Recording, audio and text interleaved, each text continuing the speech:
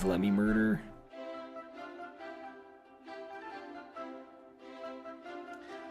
Oh my god. Alright, this man's super AFK.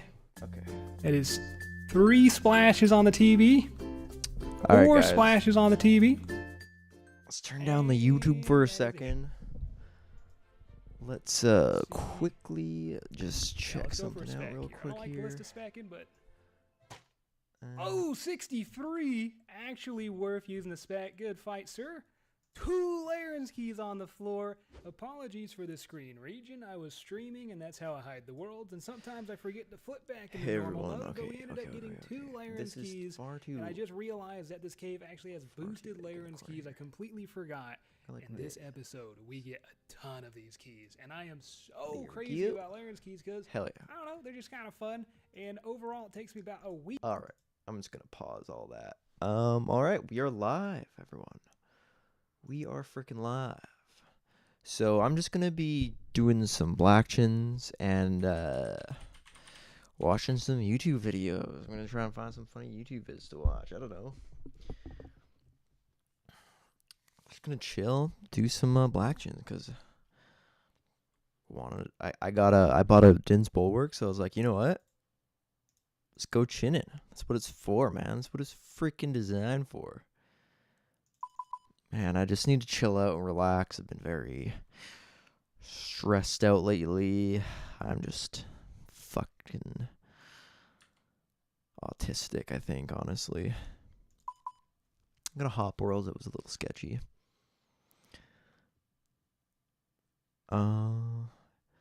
Hey kids, shake it loose again.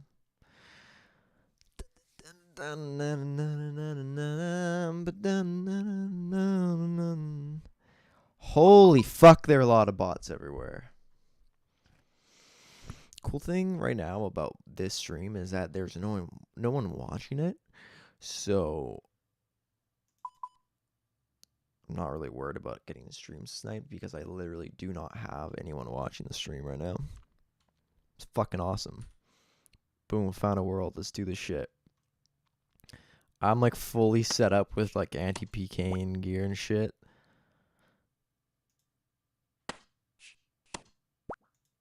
Alright, let's watch some YouTube vids while I Week to PK1.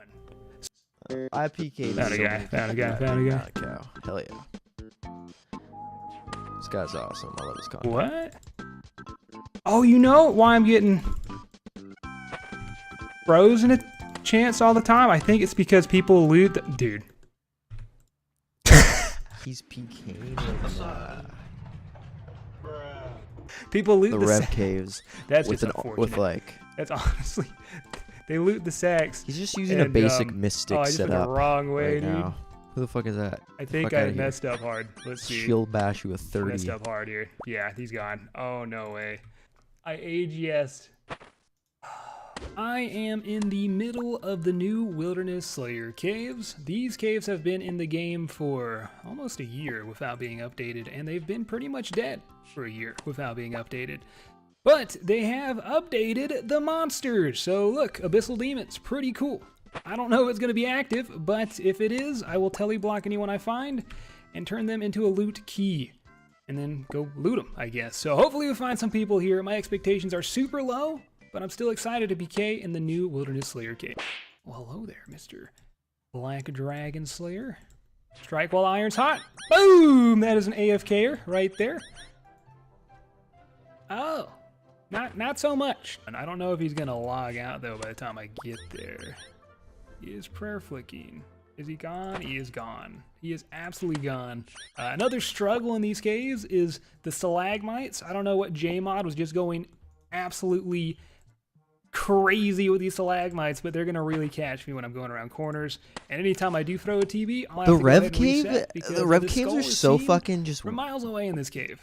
They're so great. And it really kind of like, I don't know what it is. It's just, let's try this again. I don't like the design of the rev caves, to be honest. I think the rev caves are like a very basic, shitty fucking design for an area. For it, in the demon room, please. I don't know. Not a fan of the rev caves. I think their layout is kind of weird. It's just, I don't know. I guess they're right, this man's super AFK. Without them, there would be no wilderness. You know what I 3 mean? splashes So on the TV. what can I say? 4 splashes on the TV. But like, I feel like my camera's kind of at a jank And that is angle. a But, you know, I don't even care. Really don't give a flying fuck. Let's see. Yeah, let's go for a spec here. I don't like ballista specking, but 46 with the ballista. oh, 63 with actually the worth ballista. using the spec. Good fight, Holy sir. shit. 2 Larens keys on the floor. Apologies was for the fucking screen region. insane. I was streaming, and that's how I hide the worlds. And sometimes I forget to flip back in the normal mode, but we ended up getting 2 Larens keys. And I just realized that this cave actually has boosted Larens Honestly, keys. if I I see completely someone, forgot. I might In this just attack episode, them, we 'cause get fuck a it. ton of these keys. And I am so crazy Not really about risking Larens keys much because, besides my I don't know, they're just kind of fun. And overall, it takes me about a bulwark, and I can week prod to that. PK 1. So this cave, they were Oh, just he's like, dropping what, left and 4 or right. So 5 we're going to mil? keep all the keys we get and open them at the end of the video. Like, yeah, like And I'm not girl going to style. tell you how many keys we Like get, but it skull? is a decent amount. Also, thank you so much for 1,000 likes, boys. I called upon my community, and you guys did not let me down. You are so amazing. We're going to keep popping out those accounts that videos. just Let's see if we hit randomly log in 1K and make me again. uncomfortable. It's And like, you really let's go don't clap know some what they cheeks, could shall be. we? They could be bots, they could be scouts, they could be fucking Hey, and we whatever. caught It's one just on him. so Beautiful. sketch sometimes. This man is looking decked out. Bro, do you see me? What? Is this a bot? Am I gonna get volatile staffed or something? What is your game, bro? Are you actually there now?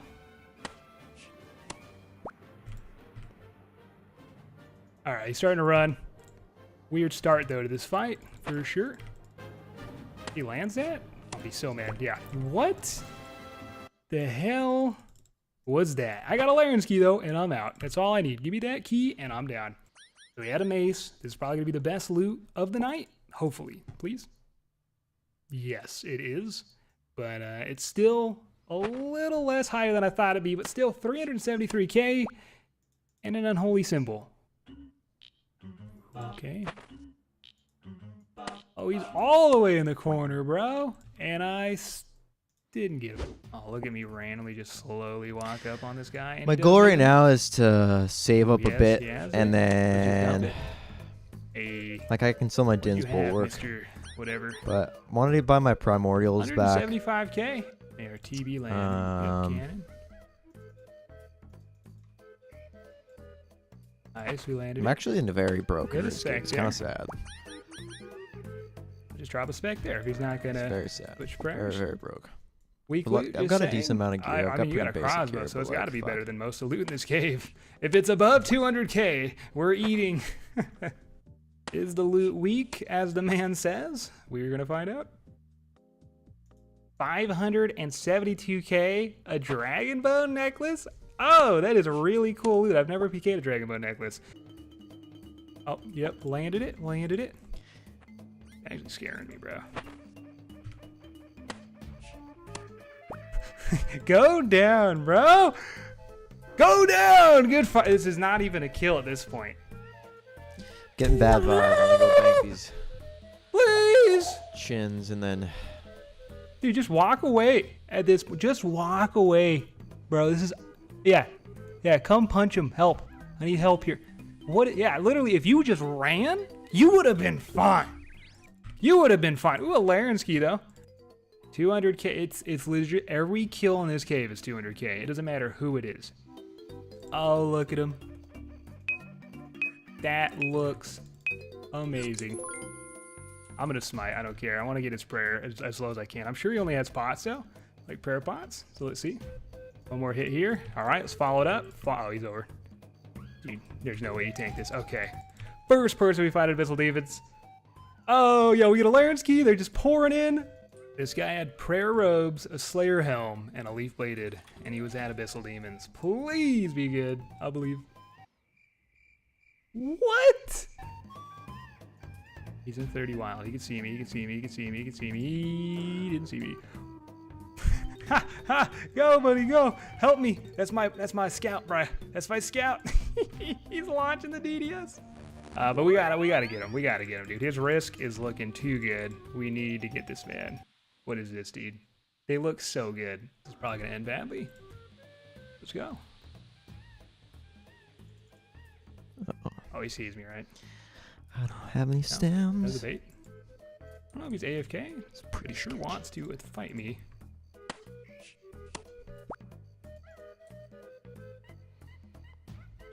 Use some of our fire surges here. Fuck stems. I don't need stems.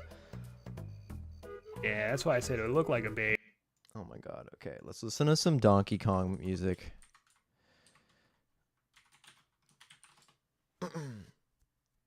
Ah. I can't spell, man. There we go. This is the Donkey Kong full OST.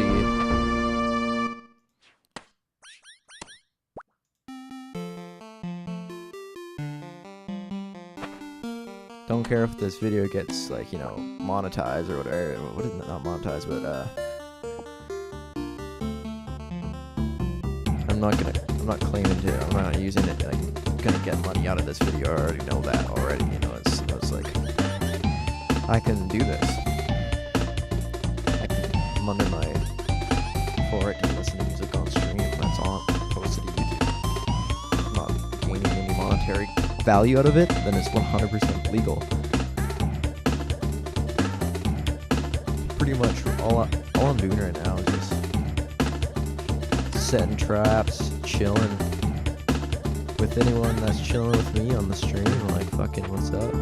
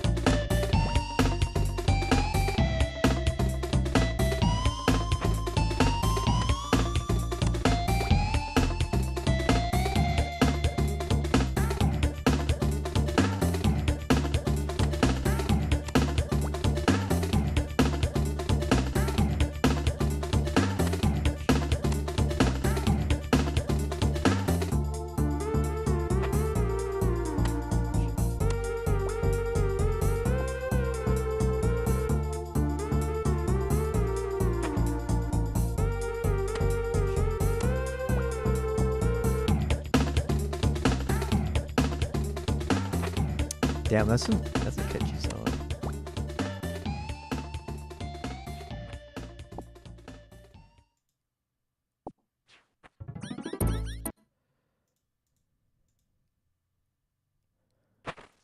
My family is actually home, so I'm gonna have to pick up my shit and log out real quick, and I'm gonna just pause the stream real quick here. That's good.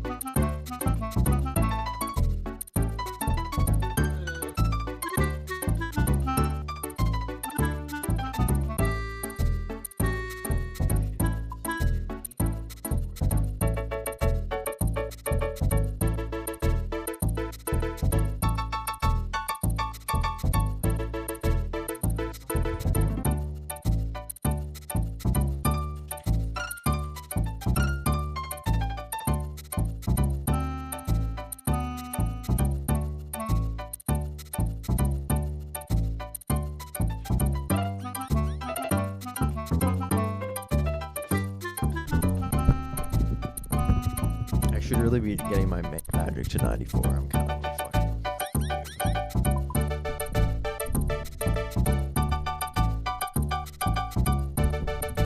Who do I think I am not having a max account? Like, it's actually disgusting. Oh no!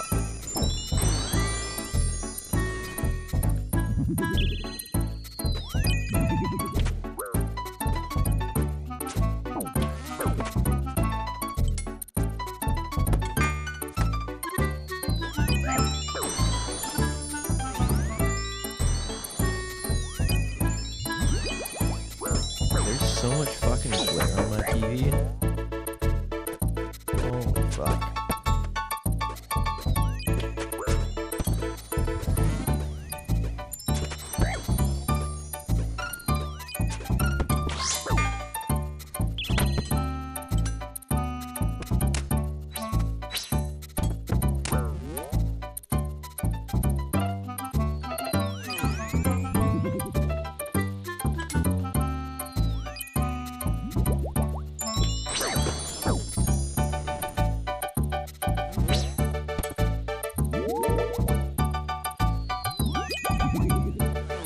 Dun, dun, dun, dun, dun, dun.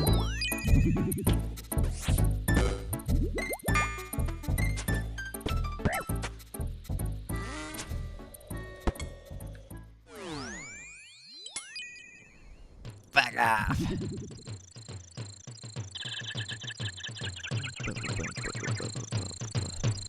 I went way past where I had to go. I was so like adrenaline hyped off that. The dude didn't even fucking teleblock me. That was really weird. I was actually considering trying to like fight back there. Start getting anxiety.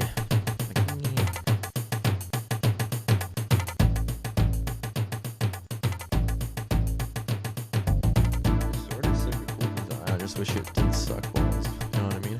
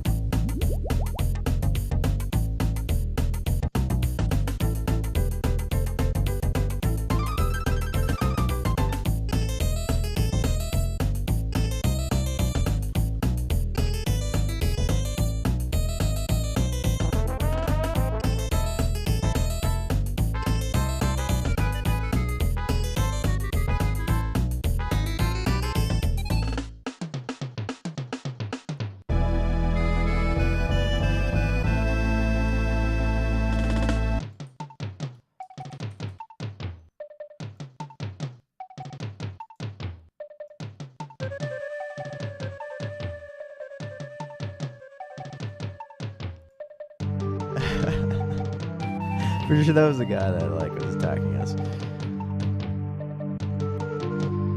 Man, I really need to get my. I really want to max my account. I just don't have like the. I don't have the mental health to really grind or skip around. Like the most I can do is like do PvP stuff, like here and there, like every couple days. Like that's pretty fucking much it. Like.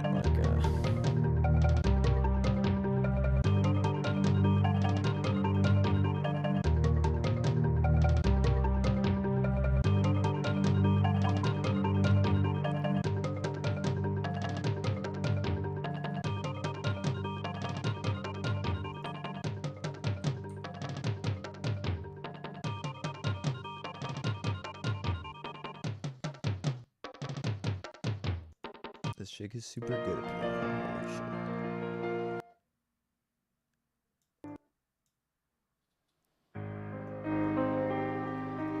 Oh yeah.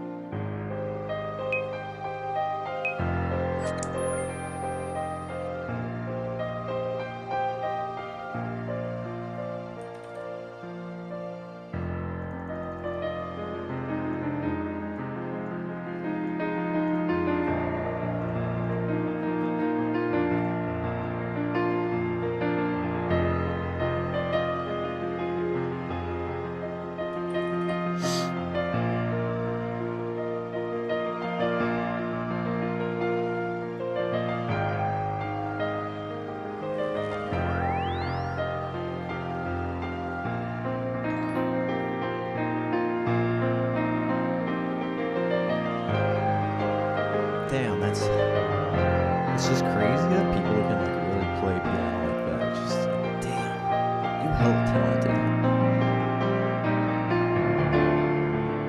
She just does like song requests and shit too. I just find that it just blows my goddamn mind. To be honest, people can do song requests. Yeah. I got you. Hey, can you play Wonderwall? I was just like, well, I guess Wonderwall is one of those things that everyone.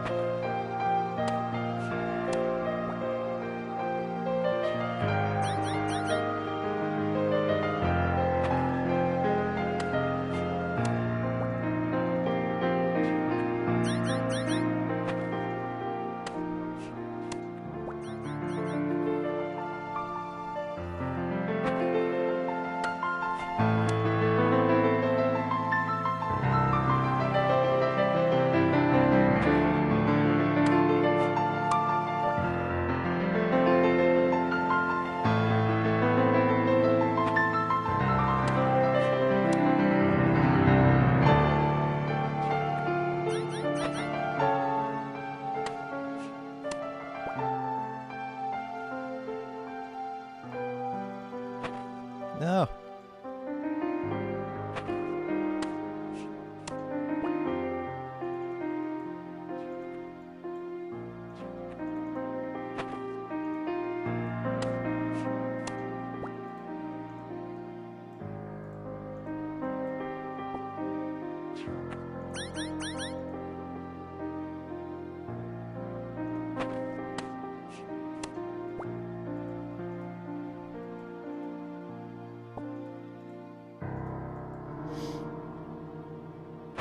The girl that's playing piano right now is very, very, very attractive, and it's kind of mind-blowing. Oh my gosh. She's so pretty. Holy fuck. She looks like a fucking angel, dude.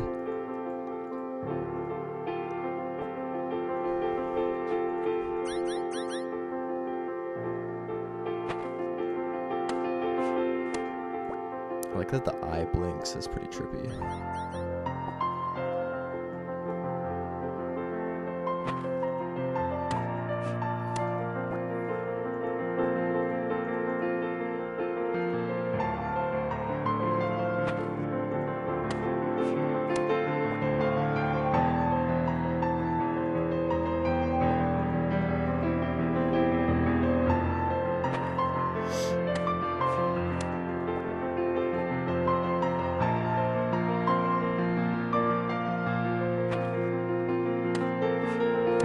Actually getting kind of hungry. Starting to get the munchies again. No. Fuck.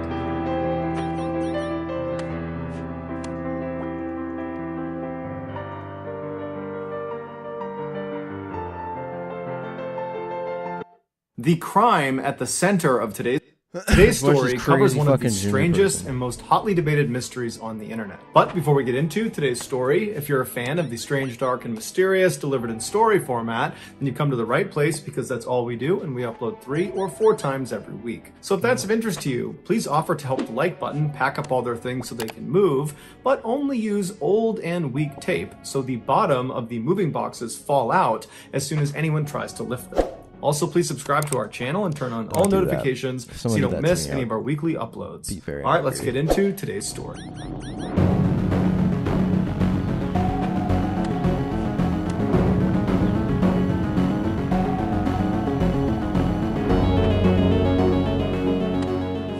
In In mid-August 2013, Mike and Karen Laspisa helped their beloved only child, 19-year-old Bryce Laspisa, get all of his things packed up and into the family car. Bryce had just spent the summer with his parents in their home in Laguna Niguel, California, which is one of the nicest places to live in the entire country. But now that the summer was coming to an end, it was time for Bryce to head back to Sierra College in Rocklin, California, where he was set to start his sophomore year. Once all of his things were packed inside the trunk of the car, all three of them hopped inside and then made the 7-hour drive north to his campus. Once his parents had moved him into his apartment, they gave him a hug and a kiss and wished him luck, and then they left. On their ride back home, Mike and Karen talked about how well their son seemed to be doing. He loved his school, he loved the program he was in graphic design, he was a very gifted artist, he had lots of friends, he had a wonderful girlfriend. It just seemed like he was living his best life and he was on the path to success. So nothing could prepare them for what their son did 2 weeks later. Just a couple of days after getting dropped off at school, Bryce's very close friend and roommate, Sean, and Bryce's girlfriend, Kim, noticed Bryce was acting erratically. Specifically, he was drinking a ton of hard alcohol. Now, Bryce was no saint. He liked to drink and party like many other kids his age did, but the amount of alcohol he was consuming was concerning. Also, Bryce began experimenting with a drug called Vyvanse, which is a very powerful stimulant that's normally used to treat attention deficit disorder. Now, Bryce didn't have attention deficit disorder. He was taking it in order to stay up late at night and play video games. But between the heavy drinking and the drug use, it seemed like Bryce's personality was starting to change. He was becoming anxious and skittish and kind of paranoid. And so finally, Sean and Kim confronted him about his substance abuse and asked him, what's going on? What's causing you to act this way? And Bryce would say, nothing, guys, I'm fine. I'm just, drinking and doing whatever I want to do. It's not a big deal. But Sean and Kim, they weren't buying it. They were convinced that something bad had happened to Bryce, and the way he was coping with it was by drinking really heavily and taking this drug. On August 28th, so about 2 weeks after Bryce has been dropped back off at school by his parents, Bryce and his roommate Sean were alone in their apartment together. And at some point, as they're sitting there just kind of minding their own business, Bryce says to Sean, hey, I want to give you something. And he takes his diamond earrings out and he gives them to Sean.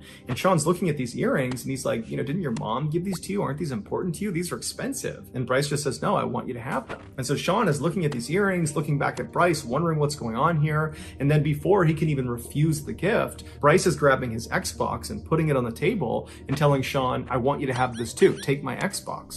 And so Sean is like, I can't accept these two things. These are expensive. These are valuable to you. What's going on here? But Bryce would just say, look, man, I want you to have these things. You're important to me and I want to give these to you. And so as Sean is sitting there wondering how to handle this very strange offering, he watched Bryce pull his phone out and begin really aggressively texting somebody. And then after a while, Bryce looks up from his phone and he tells Sean, hey, just so you know, I broke up with Kim. At this point, Sean knows, okay, something is definitely wrong here. There's no reason Bryce would break up with Kim. They were such a loving couple. They doted on each other. They were very close. They had just seen each other earlier in the day. Nothing seemed to be wrong. And so now Bryce is text breaking up with her. It didn't make any sense. Plus Bryce is now trying to give him all these valuable things. It just wasn't really adding up. And so Sean decided he needed to get in touch with Bryce's parents because clearly someone needed to intervene. And so Sean waited until Bryce left. Bryce actually left to go talk to Kim. And at that point, Sean got his phone out and he looked up Bryce's parents and he called them. Bryce's mother, Karen, she picks up the phone and Sean explains that, your son, he's acting strangely. He's abusing drugs and alcohol, and I wouldn't be doing this unless I thought there was a problem. Like, I'm not trying to get him in trouble. I want you to reach out to him and see what's going on because I think there's a problem. And so Karen was alarmed by this. She had no idea any of this was going on. And she says, okay, I'll reach out to my son. Thank you for telling me. And so they hang up. And before Karen can even call Bryce is calling her. And so Karen answers the phone, but it's not Bryce. It's Kim, his now ex-girlfriend. And she says to Karen, hey, I'm sorry to just call you like this, but your son, he just showed up at my apartment and he's acting so strangely that I actually took his keys. I don't want him to drive. There's something wrong with him. It's hard to describe, but he just seems totally off.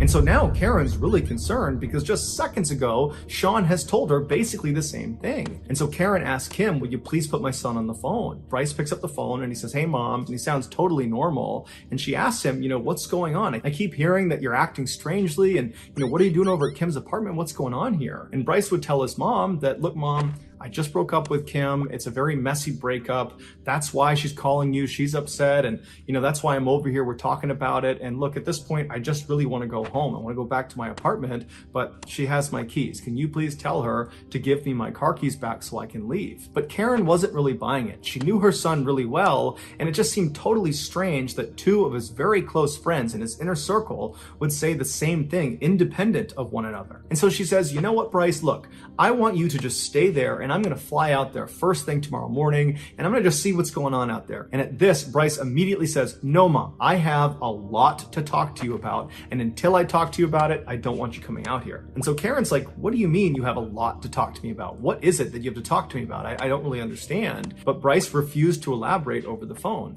which Karen thought was very odd because Bryce was remarkably forthcoming with his parents. They had a very open relationship. They were very honest with each other. So for him to not even give a hint at whatever it was that was on his mind that in some way had to do with what was going on here, it just seemed very odd and unnecessarily cryptic. And so Karen gave up trying to get more information out of her son, and instead she put her husband on the phone. And he asked Bryce, hey, what's going on here? Are you okay? Your mom tells me there's some problem. Like, what's going on here? And Bryce again just reiterates, look, Dad, I just broke up with my girlfriend. That's all that's going on here. There's no need to be concerned. I just need one of you to tell Kim to give me my keys back so I can go back to my apartment. That's all I need right now. And so Mike felt convinced that his son was totally fine, even though it did seem odd that two of his friends had said he was acting erratically. But from Mike's perspective, Bryce seemed just fine. And so he said as much to Karen and thought, let's just get Kim to give him his keys back and he can go back to his apartment and we can talk to him later about whatever it is that's going on. And so reluctantly, Karen gets back on the phone and she asks to speak with Kim. And she says, hey, Kim, would you mind giving our son his keys back? He'd like to leave. And so Kim says, okay, I'll give him his keys. And then they hung up. And then Kim got the keys out. She gave them to Bryce and Bryce left. At about 11:30 p.m. that night, Bryce was in his car. He was getting ready to leave when his mom called him back and said, okay, look, I want you to go home, but as soon as you get there, just give me a call so I know you're safe. And Bryce said, no problem, I'll give you a call. About an hour and a half later at 1 a.m., Bryce called his mom back to let her know that he was home safe at his apartment, and Karen and Mike are totally relieved, and they tell their son, okay, we'll talk to you tomorrow morning. 10 hours later at 11 a.m. on August 29th, Karen received an automated phone call from her car insurance company letting her know that roadside assistance had been used on their 2003 Toyota Highlander car. That was Bryce's car. And so Karen's totally confused because the last she spoke to her son, he was at his apartment. He was home safe. He did not have any car problems. And so she's thinking, did he get up early this morning and get into an accident and call roadside assistance? Or maybe last night he got into car problems and just didn't tell her about it, but they were minor. And so she calls Bryce, but Bryce doesn't pick up. And so she dials his roommate, Sean. Sean does answer the phone and she says, hey, would you mind putting Bryce on the line? But Sean says, Bryce isn't here and he didn't come home last night. Considering the general weirdness around their son's recent behavior, this really shocked Karen and Mike. At first, they thought we need to call the police because something horrible has happened. But then they thought, well, wait a minute, let's go into his bank statements because he has a credit card that we gave him and let's see if there's any recent purchases that will allow us to track where he is. And so they pull up his bank statements and his most recent charge was only a few hours earlier and it was at a car repair shop in Buttonwillow, California, which is the small desert town right off of the I-5 highway, located about halfway between his school campus and their hometown in Laguna Niguel. And so Karen and Mike assume their son last night must not have gone to his apartment, but instead just kept on driving south in an attempt to drive all the way back home to his hometown of Laguna Niguel. I mean, after all, he did tell his mom he had a lot to talk about and he didn't want to talk about it on the phone, and so they assumed he must be driving here to talk about whatever it was in person. And perhaps he ran into some car problems in Buttonwillow, California. That's why he pulled over. That's why there's this charge at this auto repair shop. And so Karen calls the auto repair shop in Buttonwillow, and a man who worked there named Christian answered the phone. And so Karen asked him, have you seen my son? He's got red hair. He's got a tattoo on his arm. He's driving a 2003 Toyota Highlander. And Christian says, oh, yeah, we saw him a couple of hours ago. We responded to his roadside assistance call. He ran out of gas on the I-5 highway. He pulled into a rest stop, and we drove to that rest stop, and we gave him gas. And so Karen asked Christian, did my son indicate where he was going next? And Christian said, no, he didn't. We just gave him the gas and then we left. But if you'd like, I'd be more than happy to just drive over to the rest stop. It's only about 15 minutes away and see if he's still there. It's unlikely because it's been a couple of hours, but maybe. And Karen and Mike are like, oh my gosh, thank you so much. Would you do that? That would be great. And so Christian hops in his car and he drives the 15 minutes over to this rest stop. And he's not really expecting to see Bryce in this parking lot. It had been almost 3 hours. But he pulls into the lot and there is the 2003 Toyota Highlander with Bryce sitting inside of it. He's just sitting behind the wheel staring out into nothingness. And so Christian walks up to the driver's side and he looks down to get Bryce's attention. And Bryce kind of snaps out of it and looks up and he's surprised to see Christian again. He rolls the window down and Christian says to him, hey, I just talked to your parents. They're really concerned about you. You got to talk to them.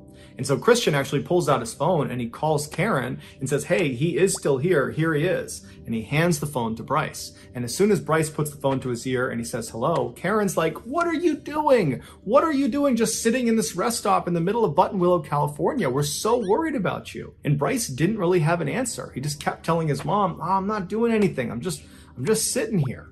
And so finally, his mom stops trying to get information from him and just says, look, please just fill your car up with gas and come straight home, please. And Bryce says, okay, yeah, that's what I'll do. I'll do that right now. And so Bryce hands the phone back to Christian. Christian pulls it up to his ear and he says, hey, Karen, it looks like he's leaving now, so I'm going to take off. Karen thanks him and they hang up. Christian goes back into his car. He leaves the lot, and as he's driving, he looks over at Bryce, and it didn't really look like Bryce was getting ready to leave. It looked like he had just gone back to sitting and blankly staring out of his car. But Christian figured, you know what? He just talked to his mom. He said he was going to go home. I'm sure that's what he's going to do. The drive from Buttonwillow, California, south to Laguna Niguel, California, where Bryce's parents were, was about a 3-hour trip. And so the Los Pisas were expecting their son to arrive around 3 p.m. By 3:30 p.m., when he still hadn't shown up and he still hadn't called, Karen began calling her son, but he wasn't answering the phone.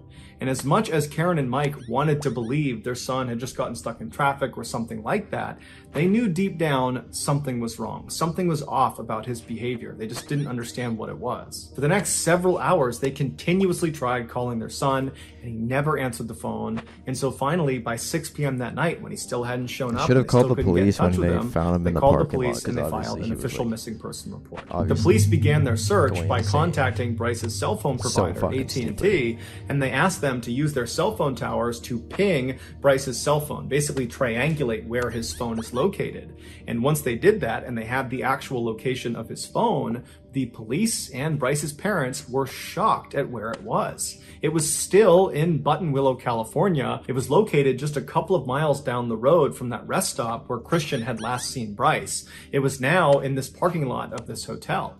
And so the police around Buttonwillow were alerted to the fact that Bryce was a missing person and his phone was apparently in this parking lot. And so police were sent over there to see if Bryce was there too. And so the police arrive in this hotel parking lot, and sure enough, right in the middle is the 2003 Toyota Highlander with Bryce sitting behind the wheel, just sitting there staring out the front. This is a very and so boring an officer fucking walks story. up Holy and shit. knocks on the glass, and Bryce rolls the window down. And the officer would say Bryce acted totally normally. He was friendly, he was lucid, he answered all their questions. When he got out of the car and they conducted field sobriety tests, he passed all of them. He even said, hey, if you want to search my car, go for it. I'm not doing anything out here. And so the officers did search his car, and there were no drugs, no alcohol. There was nothing suspicious in his car. And when they asked him, what are you doing out here? Your parents are so concerned about you. Bryce would tell them that he was just sitting there. He didn't really have much of an answer, but he told them he planned on going home soon. And so one of the officers said to him, hey, you really need to call your mom. You need to call home and let them know that you're okay. And when they told him to do that, Bryce suddenly became really apprehensive, like he did not want to call home, and the officer picked up on it. And he said, hey, you gotta tell your family what's going on. They're the reason we're out here. They're concerned about you, so get out your phone and dial your mom. And so Bryce reluctantly pulled his phone out, he dialed his mother's number, and he hit call, and the officer said, "You fucking cunt." Bryce hands over the phone, the officer picks it up, Karen answers the phone, and the officer tells her, hey, look, I'm with your son, he's just fine, he's sober, there's no drugs, there's no alcohol. I don't really know what he's doing, but he says he's going to go home pretty soon, but there's nothing wrong about the situation that I can tell. you need to talk to your son and figure out what's going on. And so he hands the phone over to Bryce. Bryce picks it up, and Karen says to him, what's going on? Why are you still in Button Willow? It's been like 9 hours. And Bryce really didn't give her an answer to any of her questions. He just kind of deflected all of them and said he'd be home soon and don't worry about it. I'm just sitting here. There's nothing to worry about. And so finally, Karen just stopped trying to pull information out of her son. She could tell that, again, he was not going to tell her what's going on. And so she changed her tactic and she told her son very gently, Bryce, you please fucker. go get a bite to How eat, the get a fuck? cup of coffee, kind of get yourself together here, and then please just drive home. It's only a few hours away. Drive home and we can talk about whatever problems you have, but you just gotta drive home. You gotta leave Button Willow. You gotta come home. And at this, Bryce says to his mom, you know what? Okay, I'm sorry. I'll be home in a few hours. And so they hang up, and the Holy officer who's fuck. kind of How do you eavesdropping keep catching intentionally these on this fucking conversation freezes? to make sure everything was fine, the officer was satisfied that everything was fine, that Bryce was sober, that he would head home. And so he says, okay, Bryce, best of luck, head home to your parents. And the officer left. An hour later, Karen received a call from Christian, the car repairman who had checked on Bryce earlier. And he was actually returning one of Karen's calls. She'd called him sometime and he didn't get back to her. And so he was calling back and he wanted to know, had Bryce made it home safely? Because now it's been several hours from when he saw him last. You motherfucker. And Karen would tell Christian, actually, no. After you left, my son did not leave Button Willow. He just went down the road to a parking lot. But, the police actually were just over there. They checked on him. And now I'm certain he's making his way home. Christian, who felt kind of invested in what was happening with Bryce, would say to Karen, hey, I don't mind driving over there and just confirming Really he has that left much? this I parking lost lot. 100 But black Karen would shins, say, though. you That know was what, I'm pretty confident hurting. he's on his way. Good fight. Don't worry about it. You're too kind. That was a good So fight. they hang up, and afterwards, Christian, even though he didn't have to, he decides, I'm going to go over there and make sure Bryce really has left. Because obviously something strange is going on here. Actually, And probably a pretty if there is decent some kill for problem, him. maybe I can assist. And so he drives over to this hotel parking lot, and he really was not expecting to see Bryce there.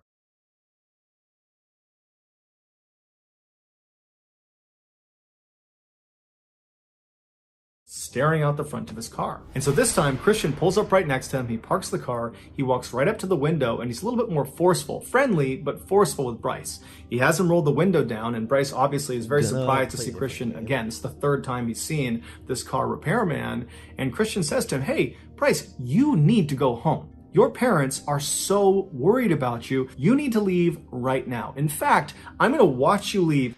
I'm gonna be honest, I can't finish that story. Whoa, it's so fucking. I don't know. I don't understand the point of it. I really genuinely don't. I'm sorry. I know it's been over a week now, which means that this has already been forgotten by almost everyone on the internet, but I can't stop thinking about pink sauce. This is just the perfect storm of absolute lunacy, that it's just still consuming my thoughts. I'm sure you all know what pink sauce is by now, but just in case, I'll give you the quickest possible breakdown. It was a viral sauce started by a TikTok chef, and she started bottling and selling it, and there was just so much wrong with it, from spelling mistakes on the bottle to actually carrying a risk of botulism to anyone that would consume it. Pink sauce is probably like the most detrimental substance on this planet for your health. It's probably safer to eat gas station shrimp out of a used toilet. There is just so many health concerns around pink sauce that it blows my mind anyone even bothered trying. She used ingredients like milk and raw honey and didn't take any measures to refrigerate it or preserve it. There were no preservatives in it, and would ship it across state lines, so by the time people got their sauce, it was rancid, spoiled, and looked like an actual fucking crime scene put into a bottle. I swear to God, you could eat an entire block of uranium and it still wouldn't do as much damage to your body as trying pink sauce would. Just an absolute disaster, but I can't stop thinking about it. So, against my better judgment and against the basic survival instinct of human beings, I decided to try and order it. But unfortunately, there must have been some kind of divine intervention because I can't order it. She's no longer selling it. I don't know if it's because it's... So I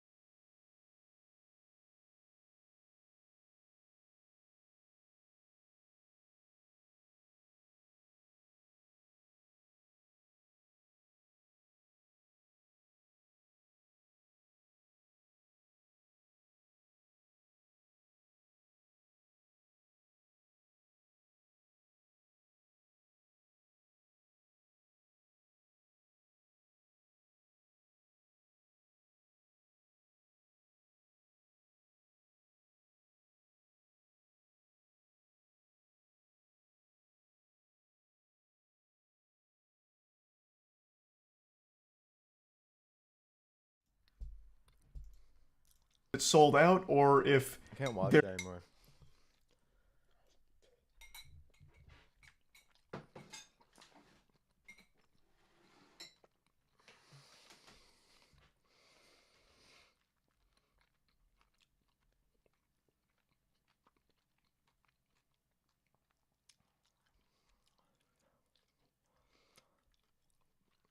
Best of Wooks videos.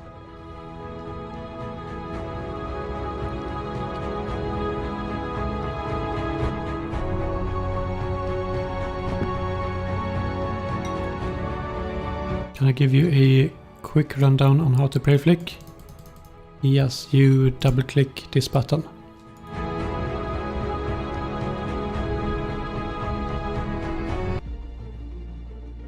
Hold on, he's mining right here. So what we do is we want to log in right here.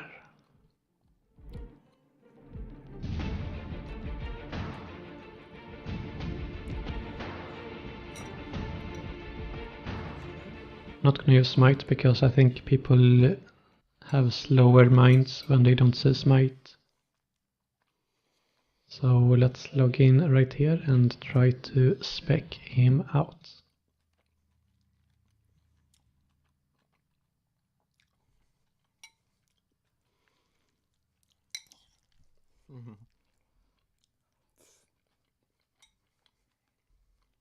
You moved.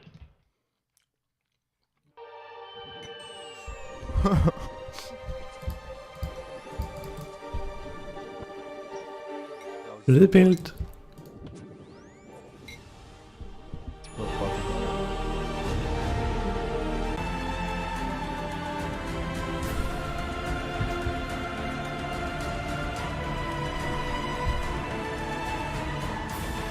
Looks like someone is training Hunter for the first time in their life.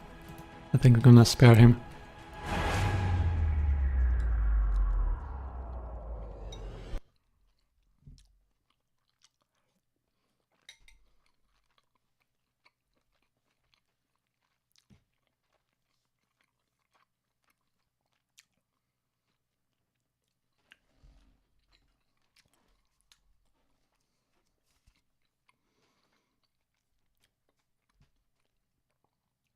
What's happening right now? I wonder if Wooks is Wooks. I think it's Wooks. I wonder if he's a good PK. He probably is.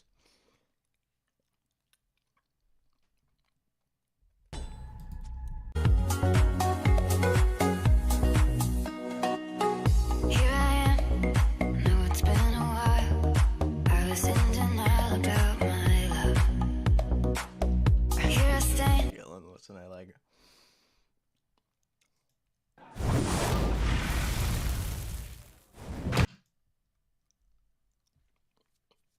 Bunch of rice in my teeth.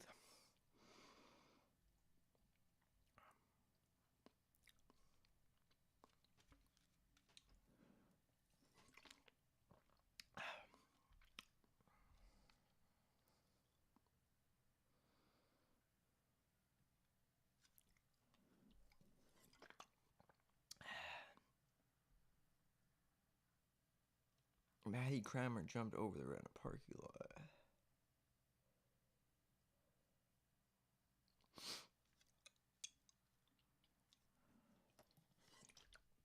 I'm so pissed off that I got teleblocked right at the last fucking second. That was such horseshit. Oh my god. I was literally like, as I was crossing the point where I could telly, I got fucking. I got fucking. Fuck, man.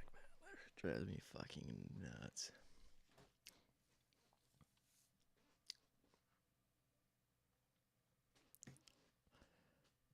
Oh my gosh.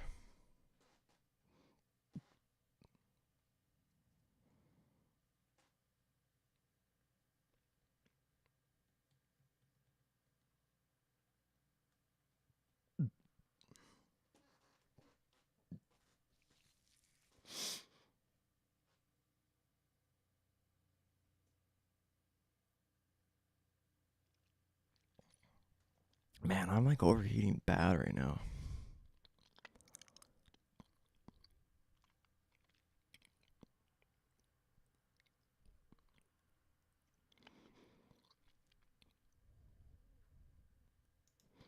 It's well known throughout the cycling community that Walmart cuts costs by using cheaper materials to keep their prices low. To a non-cycling enthusiast, these bikes seem to be a more reasonably priced alternative to their bike shop counterparts. So this brings up the question, is Walmart's reputation merited? And how would a Walmart bike survive on a real trail? Well, to find out, I took a trip down to my local Walmart.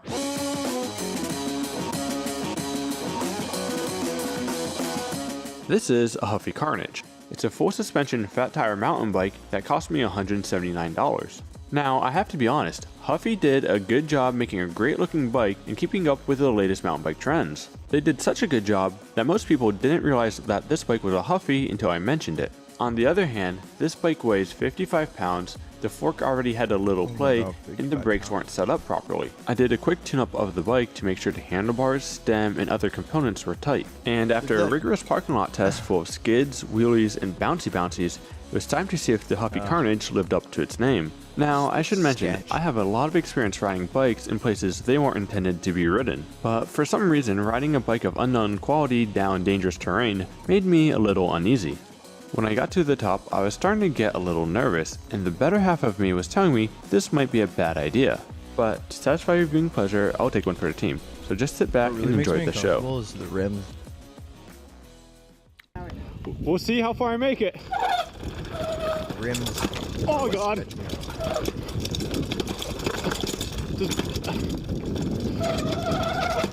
Woo!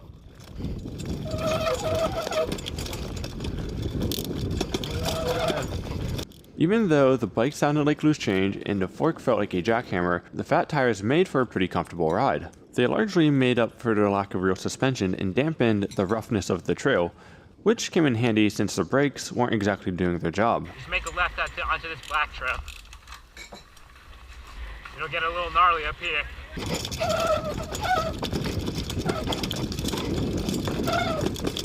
Woohoo!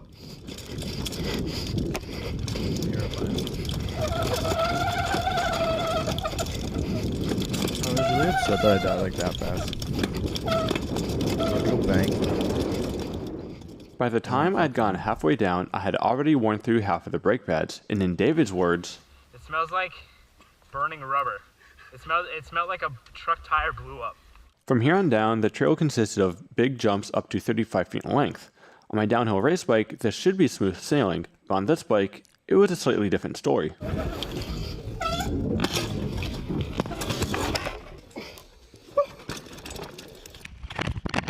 Even though I had thoroughly tightened the handlebars, 2 bolts was not nearly enough to prevent the bars from moving. This in turn caused me to crash.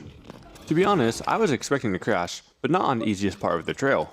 At this point, the bars had become loose and they were also completely bent. The fork was leaking oil and also twisted. The front brake had mysteriously stopped working and the back brake wasn't particularly useful. Now, a smarter person would have seen the writing on the wall and decided to walk the rest of the way down. But I was determined and wanted to see just how far I could push my luck. Maybe I shouldn't do anything stupid. I headed back down cautiously. I had to keep rotating the bars, which added a challenging element to the ride. I was also slightly worried that a big impact from landing a jump might snap the handlebars. Lower down the trail, things started to get a little hairy. Both brakes had completely stopped working, and I was going much faster than I was comfortable with given the circumstances. Come on, brakes, do your thing! I'm pulling my brakes as hard as I can, and I can't slow down. At this point, I couldn't slow down, so I had no choice but to commit to the jumps. I even started clearing a few.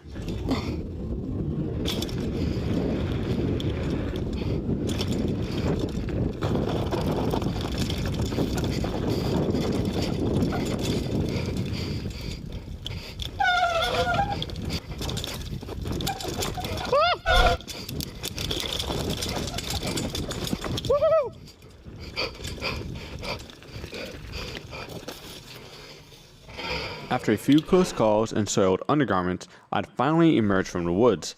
I have never been so happy in my life to reach the bottom of a trail. So what's the verdict? Well, the Huffy Carnage definitely lived up to its name. But overall, for the price, it's hard for me to hate this bike. I mean, this bike did mostly survive a run down a double black diamond mountain bike trail, something I don't think this bike was designed to handle. Even though this bike said it was trail rated, that's true. I don't It's think not Huffy had this designed in for mind. it, but Now, I they sort of definitely don't advertise recommend it going out and buying this bike. like that, With which that is being why I really said, don't for the think these price bikes should range, even it be, is a pretty like, cool little legally bike, sold. and I definitely had fun riding it. Now, if you're seriously thinking about getting into mountain biking, I would highly recommend spending a little bit more money on something that was designed for handling this kind of abuse. If you want to see the full helmet cam run of this True. video, I'll leave that in the description below. If you were wondering, yes, this video was inspired by my friend Seth Bikehacks, who did a similar video on a Walmart bike. I'll also leave a link to his videos in the description below. And lastly, I want to give a huge thanks to my friend David Kahn for following me and filming me as I went down the mountain on this contraption.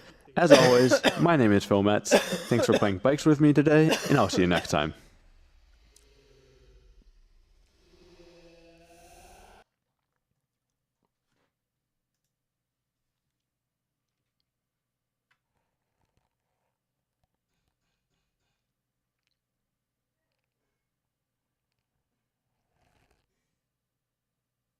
What?